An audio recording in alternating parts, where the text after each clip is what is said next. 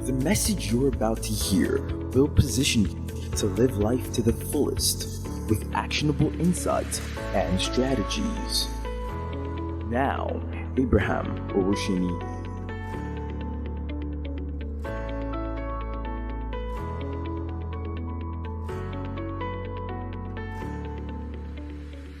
Hi, Success. Hi. Good afternoon, everyone. Good afternoon. It's been a while. That's Yeah. Thank you for having me. Yeah. All right. Fantastic. Yeah. How's your weekend coming? It's been fine. It's been fine, and I'm sure every other person's weekend has. I can see that. All right. Okay. So I think we should just jump right into today's discourse. I'm already excited. I'm already pumped because I know that it's going to be amazing. I am as well. Yeah. So we all know that today is going to be about passion, about purpose. So I would like you to start off, with what's passion, what's purpose. We have several definitions here and there. So just start us off with that. Yeah. Okay, so thank you, Success, and thanks to the entire team at Success Within. I want to appreciate this opportunity to be here. So I know what we are discussing is something that it's very, something we've had over again. As a result, we've also gotten the wrong knowledge with it. We've gotten, the wrong perspective to it. We've also gotten the wrong mindset to it. And so over time, the outcome we see with it has not been really maybe palpable. So some people rather believe this is not really real. But again, I will be sharing from some, experiential perspective, to what we are sharing on. And so for whether we call it purpose, whether we call it assignment, whether we call it plan, whether we call it, we're just talking about the fact that there is more to life than just, living every single day and then, dying. That's what we're talking about. Yeah. And for me, this is one major life skill I'm passionate about, especially as a young person, that a young person finds more meaning to life beyond money, beyond fame, beyond popularity, beyond status, and all of that. So when you look at the two variables we have, you have purpose on one side, you have passion on either side. There's a kind of a similarity between the two, but let me take the purpose first. So the concept of purpose in itself, simply like I shared, helps us to understand that I'm not just here on my own. If you flip back to memory lane and all that, maybe even while in high school, we were trying to study in geography and all of that. Where did the earth come from?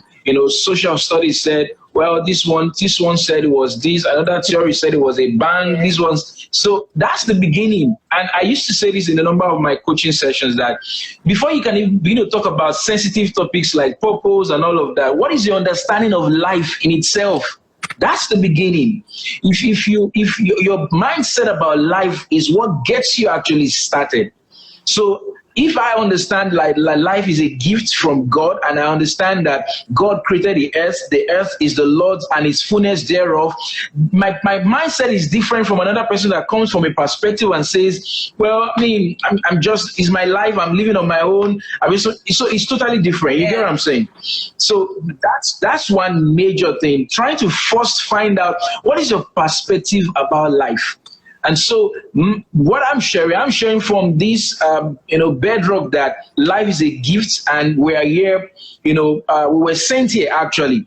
Now, you see, when a person, goes home, I'm using that word carefully, goes home, right?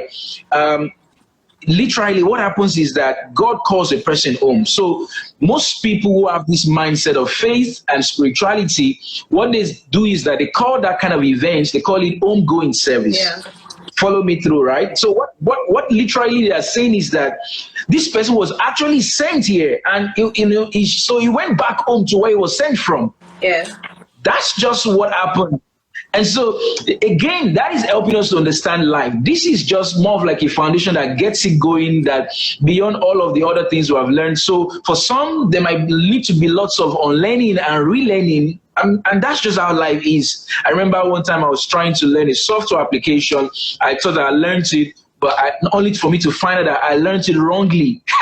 So I had to actually go back to unlearn and relearn. So most things like that happen in our journey, especially for young people. We learn different things, some junk, some incorrect, some nearly correct. There's difference between good and correct, some good, some are, and all of that. So like I was sharing, the background again is the fact that understanding that life is a gift, you were sent here. And let me just give this illustration. It's something I used to share in a number of my sessions. So just like every factory makes products and all of that. So most likely they have a production line. They manage the line through. They have QAs and all of that, and eventually for the product is shipped out and all that. So I just got this assumption as well. In my mind that there was also a manufacturing plant in, where we were made from, right? Now, so where we were made from, the manufacturing plant, however, differs in some areas. Now, the difference in the manufacturing plant we were made from is the fact that, number one, we were not made in batches. We were not mass produced. Yeah, it's as amazing as that.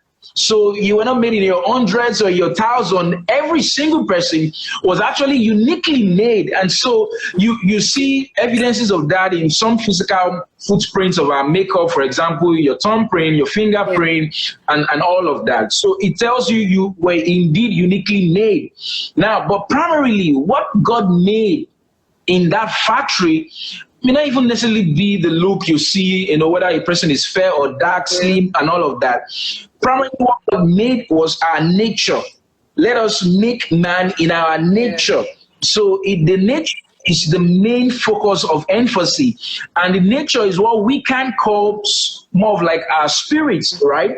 And so, but again, God didn't just make anything for just making sake, right? So, I was even sharing somewhere, yesterday that some of the things we even take casually, guess what, success? They were actually made for a reason.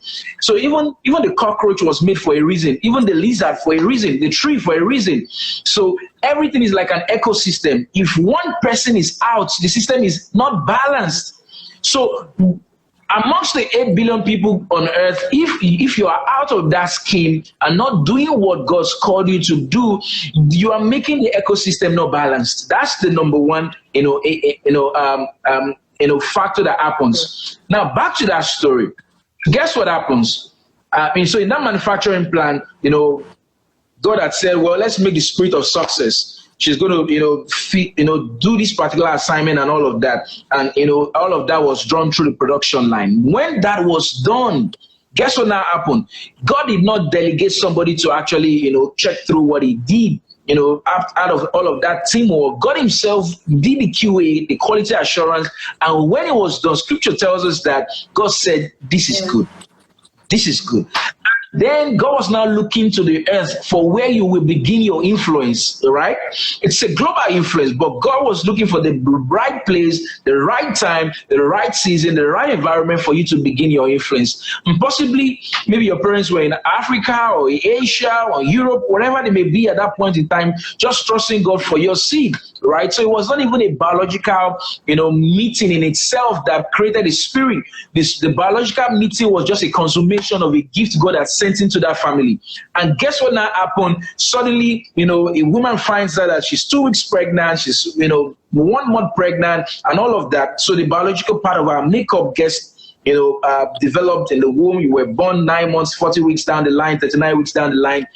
Now, here is the challenge. So as young people, we've been living on the earth, for 17 years, 25 years, 35 years. And all we've been doing is just what society has always told us, okay? From 3 months, a child is enrolled in crèche, gets to preschool, gets to nursery, gets into elementary, gets to high school, gets into college, and, gets a job. And that's just the mindset we have. They say settle down, and all of that. Guess what now happens? So this concept and this conversation around meaning has not always been there. So you tell someone and say, what's your purpose? They're saying, what do you mean? I'm a banker. So you understand? So conversation has not always been there. So I needed to just take us through that summarized trajectory of One, about seeing life in a new perspective, because the concept of life will determine the subsequent conversation we're going to have, and then seeing that we're actually also manufactured, and when we arrived here, it was now back to us to now decide to live based on what we were designed for. Now, again, so now the nexus with passion is the fact that passion is not even just the only one. So we have likes of passion, gifts, right? Emmanuel said they were in Africa. That was funny. Okay, so you talk about passion, you talk about gifts and all of that. So what now happens is that all of those are more of tools to help us fulfill our purpose. Let me give an example. So someone says, I'm passionate about artificial intelligence, or I'm passionate about children, or I'm passionate about, name it. That passion does not tell you what to do and why you should do it. Now, let me go back to, purpose as well. Purpose is simply a lump sum of God's plan for a person to be fulfilled within seasons of life, right? So it's a lump sum of God's plan put together, a lump sum of God's plan. And then God expects you to fulfill it in various seasons of your life, right? Now, for you to fulfill that, so most times answers to questions around purpose comes in words such as why am I here, right? So purpose answers the question of why. So people always think when you ask of purpose, you're asking me what is my job title, but that is not the case, right? And so I can be a lawyer, I can be whatever I can be a shoemaker, I can be a dressmaker, but my purpose is not that title or the work I'm doing. My purpose is why I am doing it. Fantastic. That is the purpose there.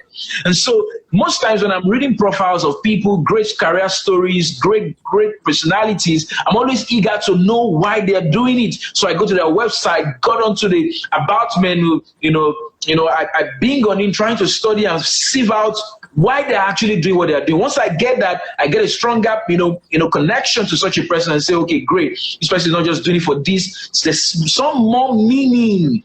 So the whole context around purpose is about meaning, it's about significance, it's about essence, right? So passion is like the feel. Passion is like the feel we need. So a car, for example, so let me share another illustration. So I have this car, right? I hear people say something like, well, Dr. Abraham, life is just a journey, enjoy the journey, don't worry about where you're going to and all that. Me, no problem, but hear this perspective. It's a journey, no problem, I'm going to enjoy it, no doubt. But I've not seen a person before who just gets to his, to the steering, starts the car, and then he's going, and he say, where are you going to? He said, I just want to enjoy the road, I just want to be in 2 hours traffic. Have you seen anybody like that? I mean, even the shortest of distance has a destination. Oh, I want to get to the mall. I want to get this and that. Or I want to get to the salon. Or I want to get, even the shortest of distance has a destination. I'm going to enjoy the journey, no doubt. But I need a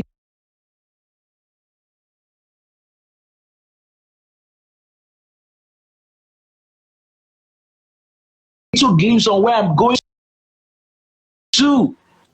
And so I'm driving, but I know where I'm going to. Now, 2 similar scenarios that ties with this. You want to book a flight, and then, in the flight, you get to the website, they're asking you 2 critical questions that will determine what flight shows up as the option. One, they're asking you, where are you flying from? You pick the airport, that the next most important one is, where are you flying into? Without knowing that particular, answer, there's no flight that's going to pop up. You're not going anywhere. I'm going to enjoy the flight, no doubt. I'm going to be served, no doubt. I'm going to be in the first class cabin, have fun, no doubt. But I need an idea on where I'm going to.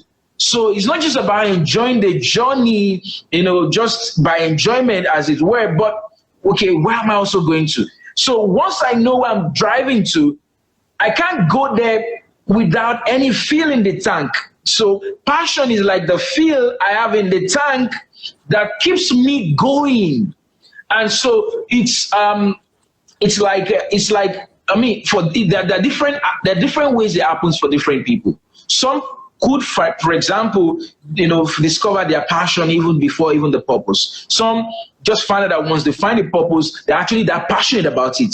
So it's either ways. But again, so if I find that I'm passionate about maybe tech, for example, I'm passionate about technology.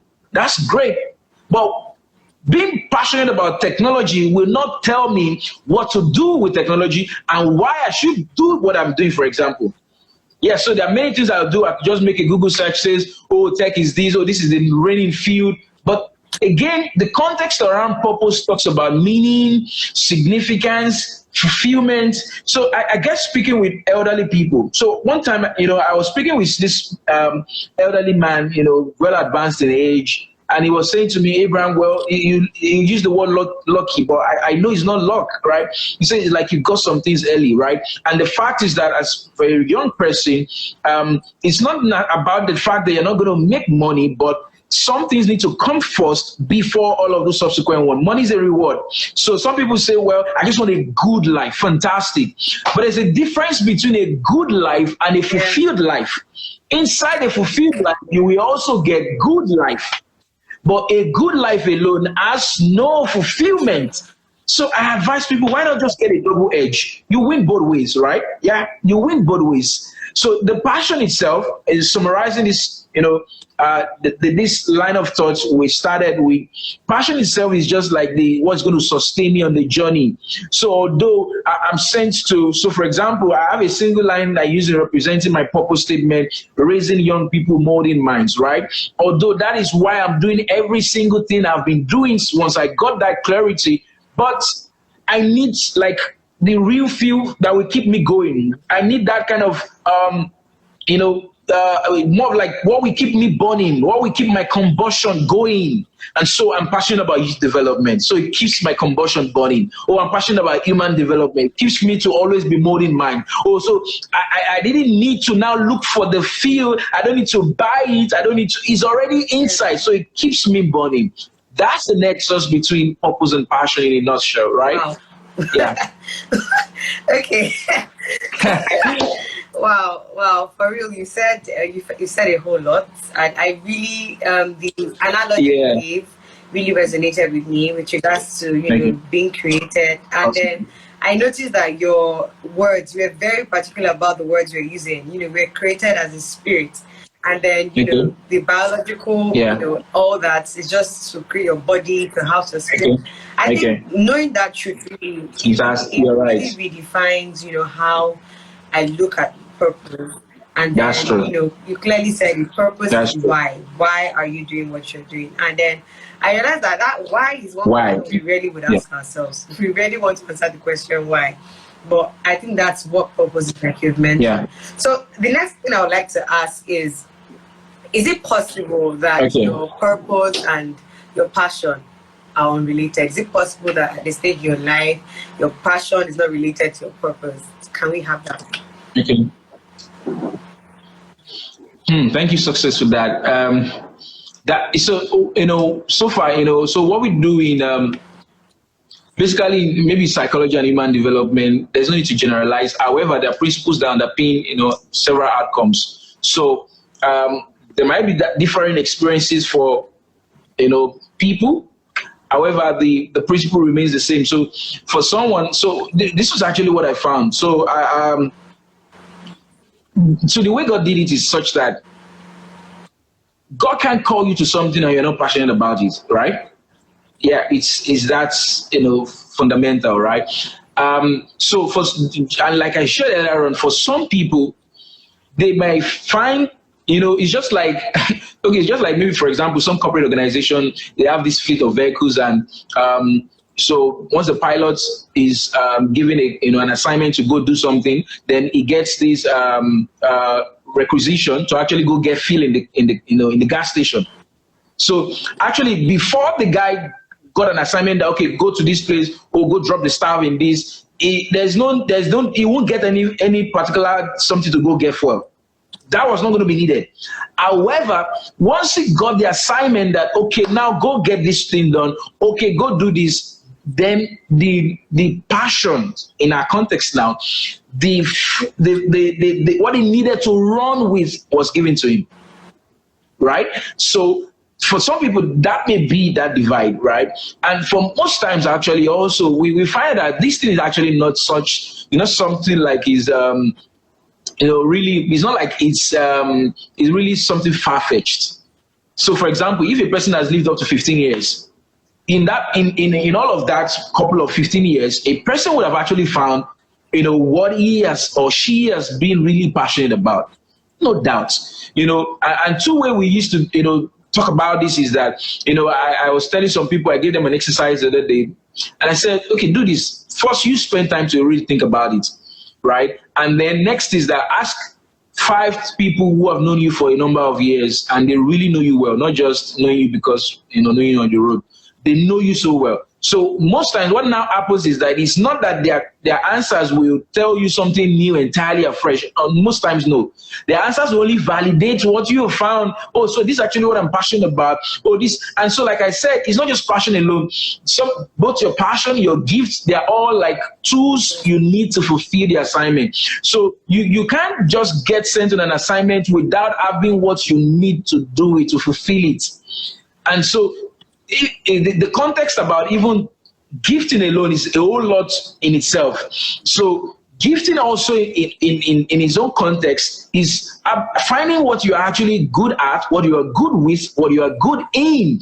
And these things will be the needed ability, the needed endowment you need to now fulfill your assignment. However, of course, there will still be lots of refinement to have to come with them. There'll still be lots of schooling to make it really come at par to that level where you fulfill it. So, but in answering that question in a nutshell, it could be in either ways. For some, it could come, but most times it won't be against each other. Most times it won't be, right? Most times it won't be. Like the example I gave, I just cite 3 areas I'm passionate about. I'm passionate about, youth development. I see somebody making the most wrong use of time, and literally it's like the guy is fighting me, and I'm literally crying on my inside. So why are you doing this? Why are you not making the best of it? I see, someone, just whiling away time. Is like I'm crying on my inside. But other things don't give me a burden like that, right? So waste management does not give me a burden like that. Traffic does not give me a burden like that. Just like every other thing we see. But you find that certain things actually is like a burden for you. It's like it's happening to you, and you're wondering. People are wondering why are you bothered about that? That's a sense of your passion. Right, that's a sense of your passion. And so I find that when I was in high school, I was trying to get into college, but I got no direction about what to go about, what to do. All the school was only passion, only therefore was just the academics and all of that. So that also gave a burden for me that can't young people really understand life? Is life about school? Is life not about life itself? And so that's a burden for me. That's the body. Other things don't bother me like that. So when you begin to now find all of this, it's like someone carrying something on his head and it's not his load. That's how passion is. And that thing is such of a concern for you. You are looking for ways to just put it down. It's such a big load and such a big burden, such a big concern for you. And you begin to explore that. And that is already showing you, but that again in itself won't tell you what to do with it. Won't tell you why you should do it. And that's why the why is still needed. Because I already know the what, but they are always going to be in sync most of the time. Always going to be in sync of the time. So my passion for youth development sponsors, my calling, my calling raising young people. My passion for human development sponsors my calling molding minds. So it's always most times that, in sync with it. And I know God is not of confusion. Yeah. Okay. Thank you very much for that. I think you have been able to put some clarity as to purpose being why. Okay. And then I'll just want to ask this question so that we can clarify on that, because I need a whole lot of clarity on the passion aspect. For purpose. For purpose, how can one really find their purpose? For example, I'm here and I'm like, okay, I really need to be clear. I want to be crystal clear and say just the way you said now. This is my purpose, this is my calling. Fantastic. So everyone should be at that stage where they can clearly say, this is my purpose. Yeah. So it's everyone here for one thing. And then how do we identify or how do we, get to that point where we know that this is our purpose, what exactly do we do? Wow. Amazing. This is a whole long, exploration. But I'll just pick the cogent part of it. So again, let me use an illustration to get started. So everybody has a mobile phone, right? Whether you're using an iPhone or whatever device. And I know there's one balance we have in Africa to talk about phones that are not really that, they're not just there. They call it palasa, right? And so you'll be surprised that irrespective of the brand of phone a person uses, it remains a palasa in code without a SIM card. Yeah. So with the SIM card, no matter how small it is, a phone is actually able to fulfill the primary purpose of being a phone, irrespective of other secondary purposes it can do, right? So with the SIM card, a phone gets connected to be able to, communicate with another person, speak to somebody far away, and all of that. And we don't see the waves, we don't see the communication waves or the telecommunication waves, we don't see it, but we just know that I'm on the call with somebody, hi, I could hear hello. He says, how are you? I can say fine. Oh, this thing is working. Great. And so once I remove the SIM, I try calling again. He says, no SIM card inserted. It says only emergency call. Okay, something is happening here. I put his SIM card back, and then the bars begin to increase. Some are 1 bar, some 2 bar, some 3, some 4. Oh, it's full bar. Now, this is the part of it where some people have no SIM card, or let me put it this way, some people just have 1 bar, and they are trying to make calls, and they want the calls to be so clear. It's not going to be that possible. Follow through, right? Some people have 2 bars, but again, it can't be so clear.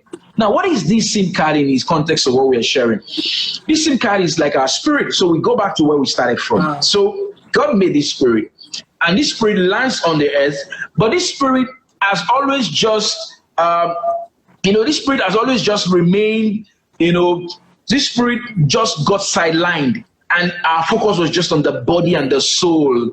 Get to school, get intellectual knowledge, your cognitive development. That has been the focus. Ensure you look good, you wear good dresses and all of that. Fantastic as they are. But we actually, we missed out on one part of it because we're actually a tripartite being. We missed out on the spirit arm of it, which actually is our real self. When a person goes home, like we said, the body, remains on the ground and decays in the ground, right? And then the spirit goes back. So if actually our spirit was not needed on earth, we'll just remain in heaven saying, hallelujah, hallelujah. But because our spirit was needed on earth, so God said, okay, no problem, this is what we'll do. Go, then you come back and join us continuing this. You go, we need you to do this. There's a gap, there's a lacuna in the earth you need to actually go do. So go.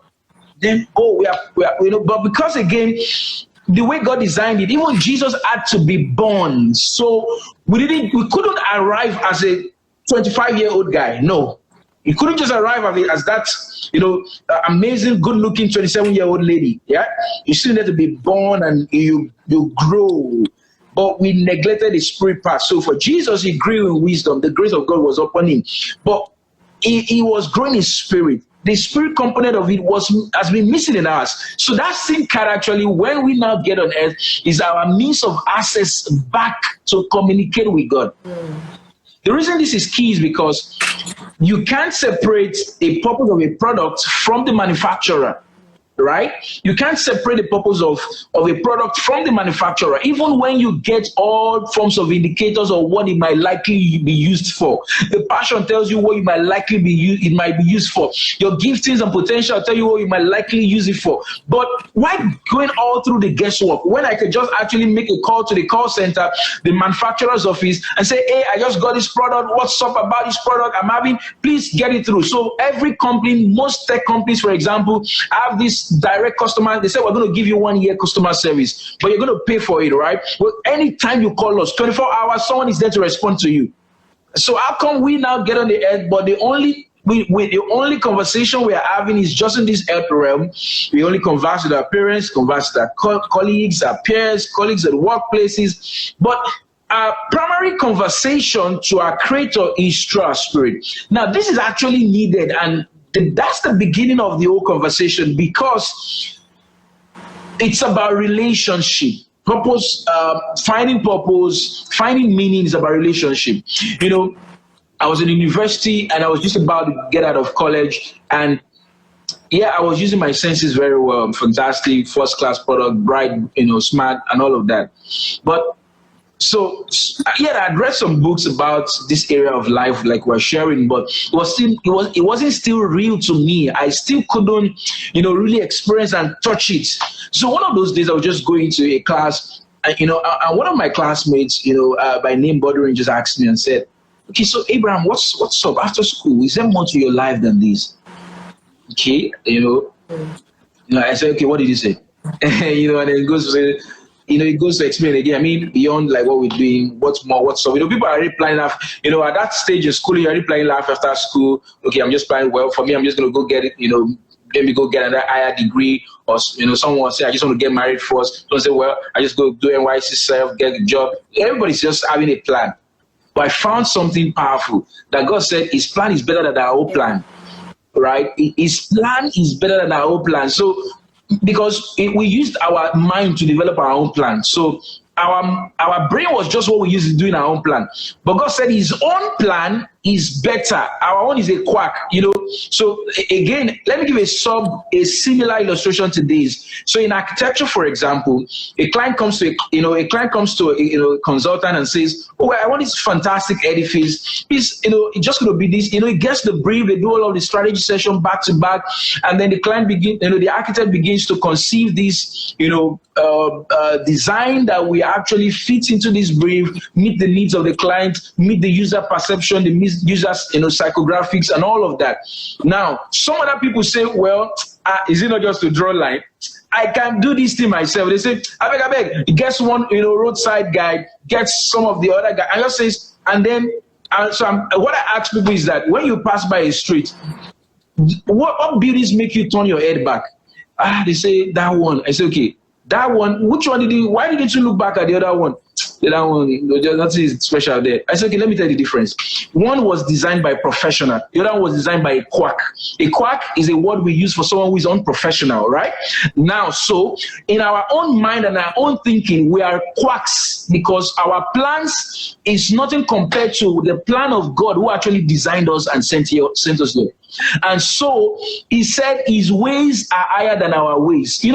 Most times our skill comes in the line trying to disturb us and our thinking and understanding this context around meaning. And we'll be able to argue and say, I'm an adult. I know what to do. I know where to go. I know where to live. I know who to marry. And God said, you don't know it yet. You don't know it yet. Your mind is too small to be the purpose of itself. Your life is too small to be the purpose of itself, right? So people spend much time about ambition, and the acid test for ambition or vision is ambition says me, myself, my family. Yeah. Again, for example, someone builds a bungalow, 3-bedroom bungalow, right? Just have 3 bedrooms and some other ancillary spaces. Another person said, no, it's not just about me. Builds a block of flat, builds a row housing, builds a multi-story building and said, I'm going to take one, but I'm going to provide for 19 other dwelling units. I'm going to provide for 19 other families. That is vision. So this person has seen something that my life is not just about myself. Yes, I'm going to be rewarded by living, but it's not just going to be about me. So my life has impact to tens of people, hundreds of people, millions of people, and billions of people. And so the primary conversation, when he asked me that question, as we walked down to the aisle going to class, was that I couldn't answer him actually. And I felt so bad for the first time that I couldn't answer a particular question very intelligently like I should do. In that kind of stuff. And I just went to the room, locked myself in, and I just felt so bad that, okay. But now, guess what? Before that time, I already had some bars in my walk with God. You remember the SIM card? Some had 1 bar, 2 bars, 3 bars, 4 bars, right? I had maybe 1 or 2 bars, right, in my walk with God. So I already, knew the fact that, God sent me here. I knew him as a father, right? Communicate with him. And I just dawned on me that if there is any particular, question that you cannot ask answer yourself. Who best do you ask such? And I went, well, that would be God. So, later on, many years back, I came across the story of Apostle Paul in Scripture, who was formerly Saul, and his life painted a picture like what we are experiencing in this generation. It doesn't have to be. And Saul was, if Saul posted an Instagram post today, if he posted, an Instagram post today, it will have 21,000 likes, 500 comments, because we will see that, more Saul is successful. This guy, wow. Because he will post this picture, right? Because every time he goes to persecute Christians, they gave him all of the resources he needed, right? Every time he's back from his mission, he gets his credit alert on a steady, right? And he had this entourage he uses to go, once they gets the warrant letter from the priest, they have this entourage they use, and they go on their mission. So for every successful mission, apart from what they've paid him, they paid him a bonus that you were successful, you caused the name, you caused chaos in that place. It's an additional one. So Saul in our own generation today will be somebody who actually had everything going in that context that we see success to be ephemeral thing, right? But Saul was actually empty. He knew that that was not why God created him. And one question I'm still trying to ask myself, which I don't have an answer to, possibly I'll ask God in heaven, was that in a day came like today, someone listening to this, and Saul was actually going again to persecute Christians. Acts chapter 9 gave that account. And then in verse 6 of it, of course, the light shone on his face, he fell down and all that. And then he asked, "Who are you, Lord?" So the question I'm asking is, how did he know? He actually knew the Lord. So I get to wonder when some people say, it's just my life. I can do anything. Actually, you can't. So everybody actually knows that there is God. Because Paul, formerly called Saul, was able to categorically say that, "Who are you, Lord?" So he knew, right? He knew. Although he was despising God, he was not living it to meaning. His feel was that people when I'm 45, when I'm 50, I see a number of persons and interacting with elders, and then at 60 they find that they're actually empty, but they try to see what they can fill that emptiness with. So they try different things. They try 2 things, 3 things, possibly if that will fill the lacuna, the emptiness, but they find that it's still not filling it. They try another one, it's not filling it. And so, as a young person, the leverage we have is not to wait in such a time. Time, although they say, well, it's not. You don't have to compare your time. They say we have different clocks. No problem about all of that. But there is urgency. There is urgency. There is urgency. It may not necessarily be the same timeline, but there is urgency. And our mission here on earth is time sensitive.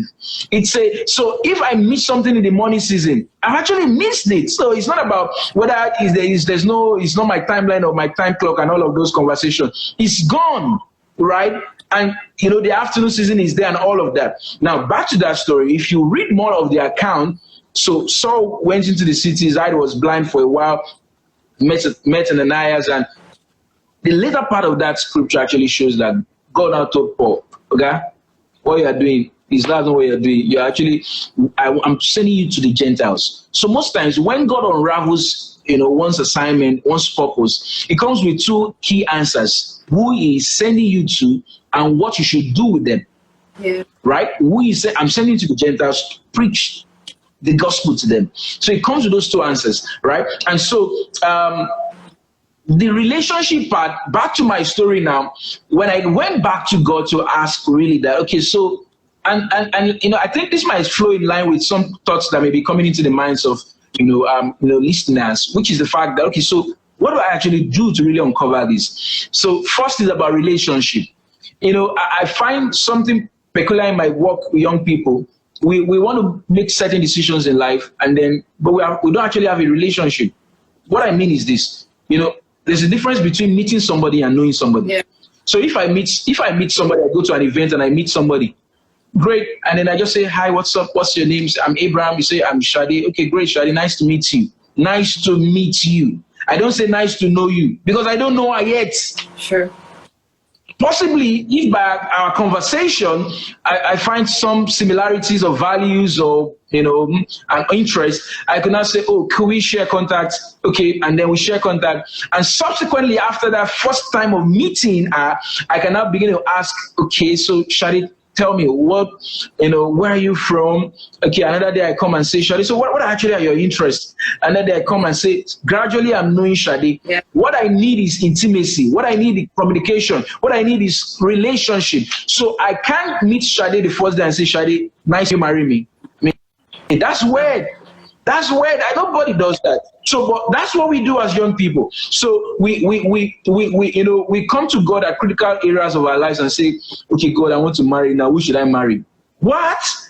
Well, you've actually not been in a relationship with God, but you just know that, oh, they say this stage of life, don't choose anybody, and that's when you now think you remember God. It can't work that way. You actually even get more confused.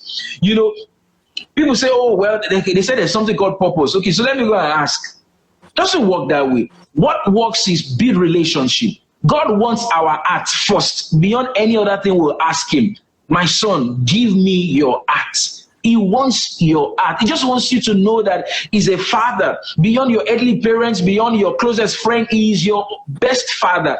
His own plans for you, Jeremiah 33 puts it this way, a version puts it this way. It says, I alone, I know the plans I have for you. I alone, not even your closest friend, I alone. So although you're going to consult God in prayers, you're going to consult God, it's more like what we use the word consultancy today, but the primary, route before you can actually have that is relationship. So for some people, I don't even tell them about, you don't even need, for some people perhaps listening on this call, you may not necessarily, even get on the journey of purpose, for example, yet. Just to build a relationship and understand God some more, understand life some more, understand the giver of life, just be in that flow. Some people get into that flow and they don't even need to go to ask God. God just tells them. And God told Moses, in the burning bush encounter, there's a story also I was giving. God, in the account of, Bishop Oyedepo, for example, God just told him, seek a quiet place. I want to talk to you. Whoa, fantastic. Only somebody intimate with another person can say that. So my wife can send me a message and say, please, Amy, can we talk? Can we talk? Only a person intimate can say that. And so immediately I have to stop what I'm doing. Okay, so what's up? Let's talk.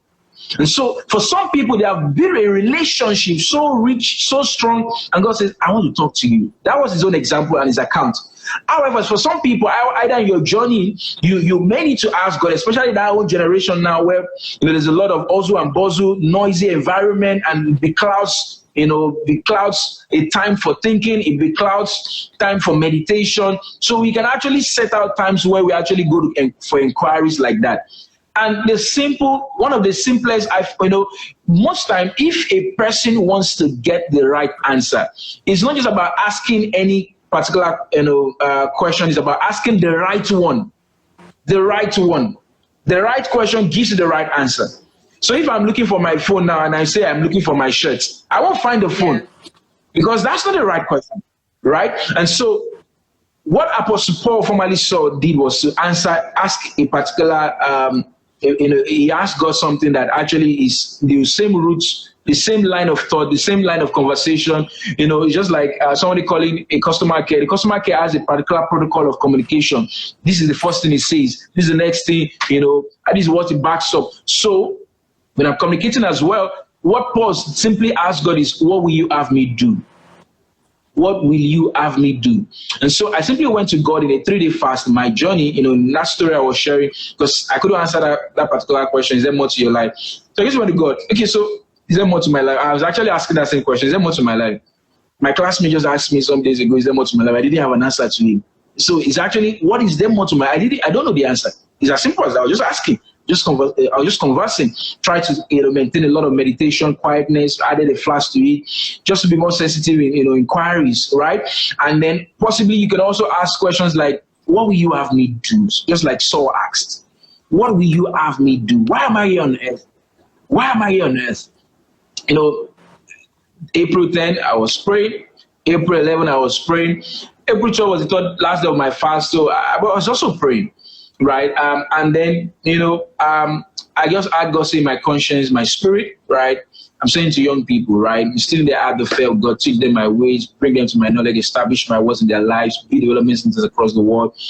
And I just noted all of that down. So I summarized all of that, man. They put it together and said, what does all of this mean? It's a journey to raising young people, meeting all of the diverse needs of young people, with their spiritual need, their cognitive need, their social needs, namely the physical needs, and all of that. and then molding their minds. So it's a journey. All we need is a glimpse. You were not saying you actually know everything. It's a journey. It's just like, you are somewhere in a particular building right now, right? You're in this room, and then you have not explored the entire building. You have not explored the entire floor plan. But you're in this room. But as you get on along the journey, this room can be a season of life, 5 years, 10 years, 2 years. A season is a lump of time, just like purpose is a lump sum of God's plan. So a season is also a lump sum of time. So I could be in this room. It's a season. You may not even be working in purpose yet. It's fine. It's also part of the season. It's all that, God does in such a way that when you begin to think of, life in such a way like this, he said it will make everything, both the ones that have happened before, the ones that is happening now, the ones that will happen in the future, to work together for your good. Because you now love God, you are now building a relationship with God, and you are now living up, you are thinking about purpose. Those who are called according to his purpose. Romans 8:28. Right. So when we begin to live in such a kind of a perspective, a kind of a meaning to life, you now find that such meaning begin to come. So gradually you can leave this room you are in, and then you walk through the lobby, and then you get into a living area or a larger space, and that's almost like another season of life. Whoa, it's still the same purpose, but because you've taken action, you have broken inertia, you are building mileage, God opens you to the next expanse. But however, to get started, you need a glimpse, right? You need a glimpse. So I remember when I started, the portion of molding minds was not even there. I never knew much about that, but I just knew about it was a ministry to young people, right? And then I just got started on that, and God gradually also unveiled to me that, don't just raise them, mold them as well, like a formwork that, carves a shape out of it after I spent time over time, molding it, right? And so, human development came in through that. So it's just like, explanation that the focus is on relationship. Get your bars of your SIM card so well, growing your knowledge of God. All God wants is growth, growing, in grace and in the knowledge of God. Growing grace, growing the knowledge of God. That's the paramount thing. God is not a spare wheel. God is a steering wheel. It's not a spare wheel we run to when we need help. When we need to make a decision, should I travel out? That's not the time you need to come to God. You should have a relationship already. And so even when you ask the question, it's going to be as casual as other simple questions you've asked. So just like you're asking God, should I put on this white shirt this day, or should I put on this other one? The same way you ask that is the same way you ask other major decisions, because there is now relationship, intimacy comes that way. Amazing. Wow. I think you already even covered the other questions I was going to ask. Yeah, okay. You just made everything quite simple. I think for me, it's what I understood is the importance of relationship, and then exactly, you really can't get the purpose of a thing outside the creator or outside the manufacturer. Outside of the manufacturer. Fantastic. You got that success. Yeah. It's not an interview thing. We just book now we are having an interview. Lord, what's my purpose? Tell me. And I like the fact that you actually brought you home to your own personal experience. Because I'm sure a number of us have been there sometime where we've had to answer the question, what are you here for? Or what's next? At least that's a very common question we get to answer once in a while. What's next? What's next? And then you find that I'm sure some of us also have been in the place whereby I want to do this, and you're done doing it, and you don't feel like that's true. Okay, I don't feel like I thought I would have felt after doing it. But it just brings us back to the thing of no matter how much you try to accumulate, no matter how much you try to do, if you do not at least stay in purpose, you definitely will not find fulfillment doing it. I think that's exactly what meant when you even explained that you can have good life, but might not be fulfilling. But then life, you definitely enjoy that goodness. For real, it's all encompassing. It's been a while. It's been a wild time, and for real. Now, success. Let me add something. Yeah. Let me add something briefly. Can I? Yes, you can. Sure. Okay. There's something that I just feel if you could talk about. Yeah. What is purpose not? Now, there's one I just want to pick out. So purpose is not a career. Yeah. Now, so of course, there's a part of that. purpose is not a job. It's not a job title, right? Yes, I coach people in career, but I just wanted to explain that nexus. So, for example, most people always think, okay, we already understand the fact that purpose is why. Now, career is what? Yeah. Did you get that? Yeah. So, for example, most conversation like, okay, so we get talking and say, what do you do? Yeah. So most times you don't meet someone and say, why do you do what you do? Yeah, true. But the answer to the question, why do you do what you do, is the purpose behind it. Yeah. So everybody feels I can do whatever I want. However, so purpose-driven people are not just doing what they're doing. They could start from doing whatever they are doing and transit into doing what they should do, right? However, the answer to it, the bottom line. So, for example, I read some profiles and says, okay, success is also professional. She's expert in this XYZ. Goes to the next profile and she shares something about a little bit of her story and why she does what she does. That profile is more compelling than someone just saying started a career in this, moved to this, moved that. Okay, yes, but why? So purpose-driven careers is a good part of it, but so the part I just wanted us to clearly delineate is that the purpose itself is not the work, but inside the purpose, the work is extracted. Yeah.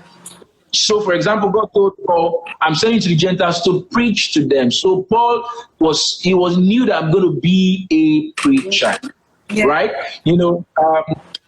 Let me see one exact example I can use. For example, we see the story also of Joseph in scripture, and it was not just an administrator, or it was drawn from the dream he had, right? Yeah. So the work we do, even if you're doing anything now, it's no problem, it's fantastic. You must meet the basic needs, and now begin to see, how do I now transition into my meaningful work? Because that's where the bulk of impact comes, the bulk of meaning comes, the bulk of fulfillment comes, the bulk of joy comes, the bulk of happiness comes, and the bulk of well enjoyable reward also comes, right? And so it's not the same, but it's from this one you now mine the work to do. Okay, so what work will I be doing? Will I be an author? But you see, in society, people ask this one before this one. Yeah. What do you want to do when you grow up? That's the wrong question. I tell young adults who are parents or parents to be, please don't ask your children that. You're going to, misdirect them doing that. Just observe them, give them the best of support. I was sharing with one of my friends this morning, this guy has this gifting, support him in this. And gradually, you also begin to pray with them. And of course, as a parent, as a parent personally, and as a parent, you already had a nudge in your spirit about what God sent this person to do on earth, which was the basis on the name you actually gave the child, which that's how it meant to be, right? And so all through their childhood, early adolescence, you're just guiding them through all of that. And you're not necessarily infusing anything in them. People begin to put labels. Growing up, they were telling me you're going to be an engineer. So I just grew up and felt, my mom was always calling me, so I should be an engineer. But thank God I didn't go that way. It's a label. It's a label. And so it's always wrong to do that. The child does not have capacity to know what it's going to be when it grows up. So you see school celebrating career day and they wear stethoscope. That's not career. That's not career. You're leading them into the wrong path. You all need to just give them the best of guidance, the best of support, and help them to be able to understand this thing, lead them actually into purpose, so they can now know what they will do, drawn from why they want to do it in the first place. And even if they start from doing anything else, they can always, come back to it, transition into their meaningful work, or draw a timeline and say, okay, I'm transitioning into my meaningful work this way. I'm building my capacity also in these areas. From what I'm doing now, I'm staying around the field of this one, and I can begin to transit into it. That makes a lot of more meaning and significance from that. So I just wanted to quickly mention that. That's very apt, actually. That's very apt. Yeah. Because I'm sure some people would have asked, I'm at this place now, do I still have hope? And now that that's actually a full-blown transition session that we to explore. Yeah. All right. Thank you so much. I'm sure that. Thank you so much. Amazing. Sorry, I've had so much to say. I'm sure because of the able to still get along, get more perhaps snippets or more, insight drawn from this session and broken down in bits such that, everybody can just also glean some value from it. That would be very much appreciated. Thank you for having me. Thank you very much. And thanks to everyone that joined in. You have gained insights and strategies to live life purposefully. Now is the time to take actions in the direction of your learnings.